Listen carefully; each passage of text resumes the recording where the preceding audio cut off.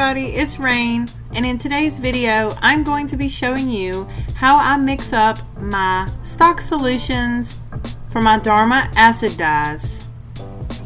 They are protein fiber dyes, which means that you can use them on any protein fiber such as wool, silk. They also work on nylon and any type of fur or anything like that that is like a natural protein fiber. Now on to what you need to get started. The very first thing you want to make sure you have is a nice respirator. I will link the one that I got off of Amazon in the description box down below. They're fairly cheap, and you definitely want to have one of these, especially if you're working with the powdered acid dyes, because the powder can get into the air and get into your lungs and become an irritant. And you also want to make sure that you have some gloves. I have some disposable plastic cups, plastic spoons, and a Pyrex measuring cup. The plastic cups that I'm using in the video are actually from Easter egg dyeing kits, but you certainly don't have to use those. You can use solo cups or even glass. Just remember, any equipment that you use for acid dyes can no longer be used with food ever again. So keep that in mind when you get your equipment to dye with. This is what your Dharma acid dyes will look like. They're just a powder. Sometimes it can be more fine or more clumpy. Either way, it's fine. They'll work just the same. And they also usually come with tape around the rim to keep any excess powder from spilling out during shipping. I am using an old shower curtain to protect my countertop from any of the staining effects of the acid dyes, because it's very hard to get out of your countertop.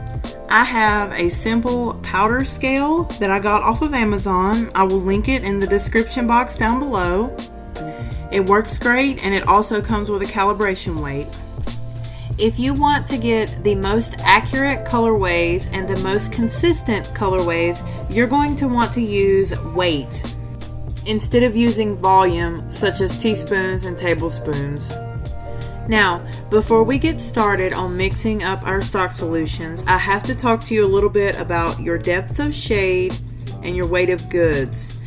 Depth of shade just means the percentage of dye in your solution, and your weight of goods is just the weight of the fiber or yarn that you are going to be dyeing. This is a very simple spreadsheet, just using 100 grams of weight of goods. If you would like me to make another video talking more in depth about mini skeins or anything like that, leave me a comment and let me know. I have my respirator on for the entire video. First of all, I'm going to calibrate my powder scale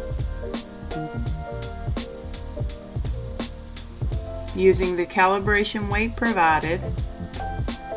That way we know that our dye powder is going to be measured true. And there we go. It passed. So we are ready to start measuring. So this little cup was actually provided with the powder scale. I'm going to place it on and wait till it measures and then tear it out. That way it sets it to 0 and you are ready to measure out the correct amount of your dye powder. We are going to mix up our lightest color first. That way the darker colors do not contaminate into the lighter colors. Give your powder a nice good shake and then make sure you tap the lid to get any excess powder off the top. I just find that it makes it a little more consistent that way. It's not necessary as a step, but I like to do it just in case. Right here I am mixing up peach blush, and I'm making a 1% stock solution, and all that means is I'm going to have 1 gram of dye. I'm going to weigh out 1 gram of dye, and that's going to go in 100 milliliters of water. Try to be extra careful when you're doing this, because you don't want to splatter the powder around as much as possible. Now, as you can see, I am measuring out 2 grams on my powder scale here, because I'm actually going to use 200 milliliters of water, because I need a little bit more dye than just the 100 milliliters provides. So I'm using 2 grams and 200 milliliters of water. Therefore, it's still going to be a 1% stock solution. I'm securing my peach blush and putting the tape back around the edge so it doesn't spill or leak. I find it is best to just do all of your powder measuring first and don't worry about the water or mixing it. Just get your powders ready and put them in your containers you're going to mix them in, like your solo cups or any type of cup that you're using, and then later on we'll worry about the water. Be extra careful with your powder scales. They're very fragile. Don't tap the scales or anything. I just kind of let the powder that I spilled fall into the container. And now I'm going to wipe my little cup that I'm using on my scale nice and clean, and I also wiped my scale off, and I'm giving my next powder a nice shake. This next color is the dark navy. Now for the dark navy, we are going to go for a 2% depth of shade. So for the dark navy, we are measuring out another 2 grams, but we are only going to mix it with 100 milliliters of water, and that's going to give us a 2% stock solution.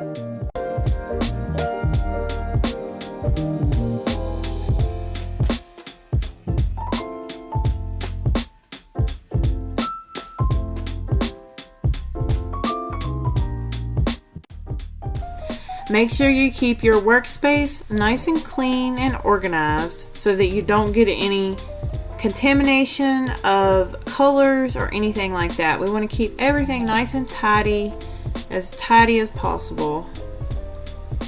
So I take a Pyrex cup, and this has hot water. This is as hot as my tap can go. And I'm going to just slowly pour in a little bit of water into my dye.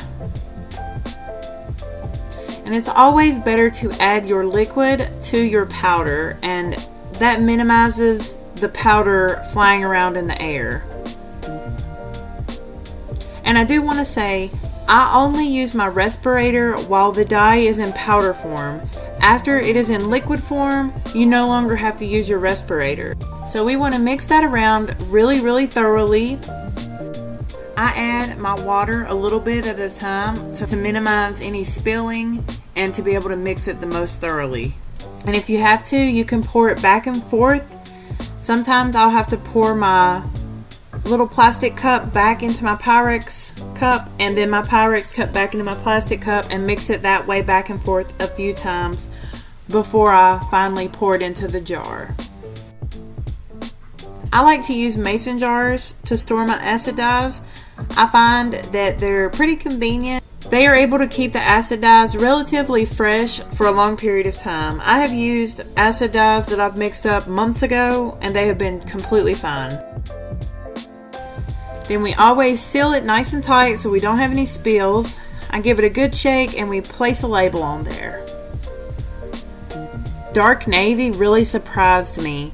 It looked absolutely purple in the stock solution, but when I put it on my yarn, it turned into that nice deep dark navy. So it really surprised me. And that was really cool to see.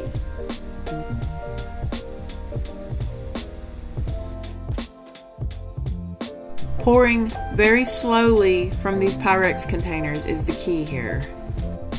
Make sure you always write down the date that you made your stock solutions, the date it was mixed on your labels, and also what percentage of stock solution it is. If it's a 1, a 2, 0.5, your depth of shade, make sure you include that on your stock solution label.